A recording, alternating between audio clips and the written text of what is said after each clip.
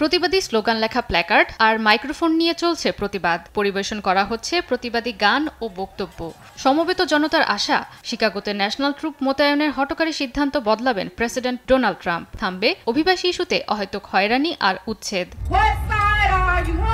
National troop মোতায়েন নিয়ে অস্থিরতার মধ্য দিয়ে যাচ্ছেন শিকাগোর অধিবাসীরা। কেউ কেউ ট্রাম্পের এমন সিদ্ধান্তকে স্বাগতও জানিয়েছেন।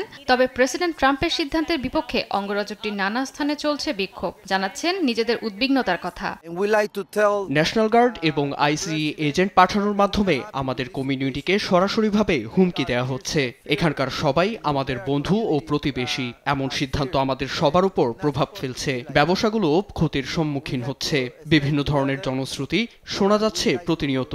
তবে আমরা বলতে চাই, কমিউনিটি হিসেবে আমরা একতাবদ্ধ এবং আমরা ভয় পাচ্ছি না।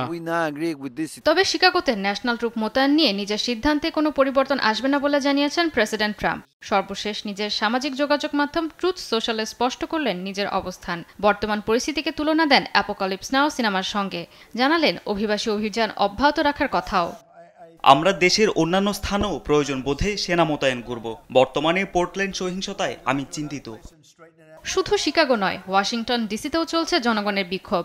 আন্দোলনকারীরা বলছেন, ডিসিতে ট্রুপ মোতায়েনের মাধ্যমে ট্রাম্প নিজের ক্ষমতার অপব্যবহার করছেন। এমনটা চলতে দেয়া যায় না। জয়া সরকার, নিউজ ডেস্ক, দেশ টিভি।